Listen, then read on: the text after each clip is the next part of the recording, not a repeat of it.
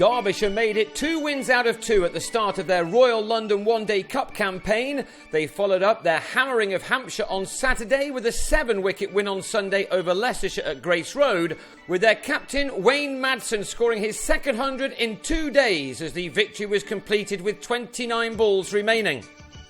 Josh Cobb won the toss for the Foxes and batted, and he looked to lead from the front as he set off with Angus Robson, putting on 26 runs in the opening 5 overs. Robson was then out as he edged Mark Footit to Wes Durston as the left-arm quick picked up the first of his 5 wickets on what was another very good day for him. Not only did he get a one-day fifer for the second time in 2 seasons, but he also forced Cobb to retire hurt with this quick and rising delivery smashing into the batsman's hand. Cobb was on his way after 8 overs with a total on 42 for 1 or 2, seeing as Cobb never returned. It was left to Matt Boyce and Greg Smith to try to kick-start the innings, and that they were able to do as they took the score to 114 in the 24th over, setting up the game rather nicely. But Smith was then adjudged to have been run out as he ran around Tony Palladino and was beaten by Scott Elston's excellent throw from point. Smith was on his way for 36. Boyce remained, however, and in the 28th over he completed his 50 off 63 balls, an innings containing 5 fours. He had bags of time to now go on and make his innings really count.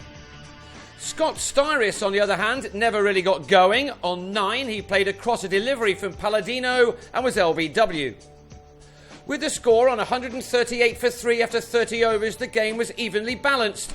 David Wainwright then missed a glorious chance to run out Niall O'Brien, who slipped turning back for a second.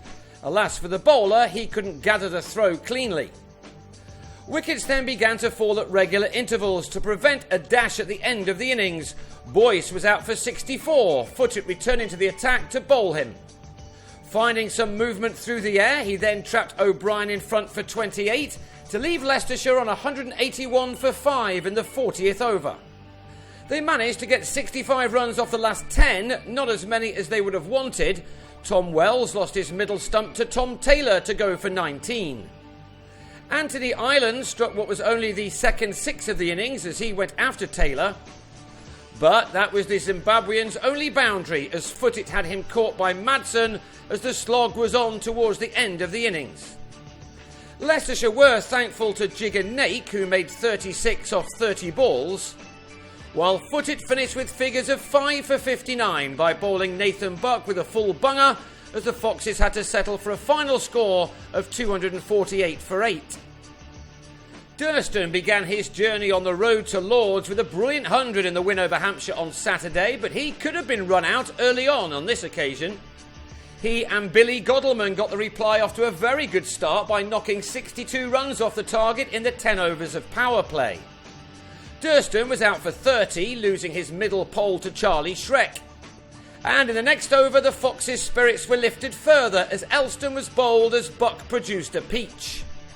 But that was as good as it got for the home side. Madsen simply picked up where he'd left off in scoring a maiden one-day 100 on the previous day. He and Godalman had knocked off half of the runs in 23 overs by the time that the latter, on 43, tried to hit Nake into next week and was bowled. Madsen then took over. He completed his 50 off 50 balls with a rather fortuitous 4 off Buck, which took the batsman's tally of boundaries to 5. He couldn't have started this tournament off any better and has already laid a marker down to be the best batsman of the competition in its first weekend.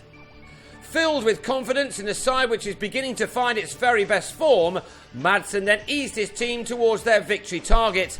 As with the win over Hampshire, this was a stroll in the park for Derbyshire, who had their captain very much leading from the front. He was having a weekend which will stick in his mind for some time to come. Few attacks across the country will now look forward to bowling to him. He moved from his half-century to his full one in 43 balls to be raising his bat for a second successive 100 after 93 deliveries, 13 faster than the one he'd made just 24 hours before. He struck 13 fours and had just about helped take his side home with plenty of time to spare. Indeed, Derbyshire appear to be as comfortable chasing down a score as setting one. Shivnarine Chanderpaul also played his part in this easy win. He reached his own 50 with the winning hit, getting there off 66 balls as his side romped to the victory line at the start of the 46th over. Derbyshire may not have been many people's favourites at the start of this competition, but already they will have many sitting up and taking notice of them. Especially Madsen, who ended on 105 off 99 balls to give him an average of 243 after 2 games.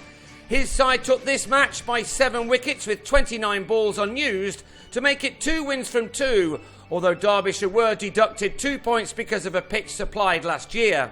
They now head to Worcestershire on Thursday, while Leicestershire will go to Essex on the same day for a day-night match in Chelmsford.